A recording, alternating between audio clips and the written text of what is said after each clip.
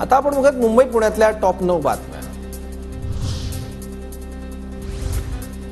वांद्रे ते वर्सोवा सागरी सेतूचा खर्च एकूण 18,120 कोटींवर, राज्य सरकारकडून नव्याने 7,292 कोटींच्या वाढीव खर्चास मान्यता। पुण्यातील पानशेत धरण 95% भरलं, धरणातून मुठा नदीत 4,480 क्युसेकनं विसर्ग सुरू। पुणे विद्यापीठात दिले जाणारे आपत्ती व्यवस्थापनाचे धडे, आपत्ती व्यवस्थापनाशी संबंधित अभ्यासक्रमाची तयारी सुरू। पुणे जिल्ह्यातल्या धरणांमध्ये 2 दिवसात 21.77 टीएमसी पाणीसाठा, खडकवासला धरणात 23.49 टीएमसी पाणी।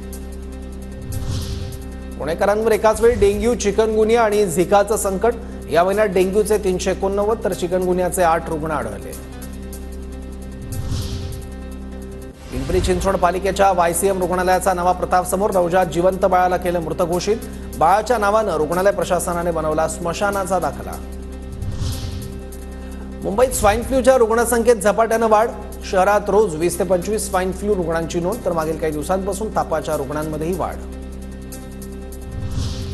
पुण्यात पूरस्थितीनंतर अनेक भागात गढूळ पाण्याचा पुरवठा, नागरिकांनी पाणी उकळून पिण्याचं पालिकेचं आवाहन।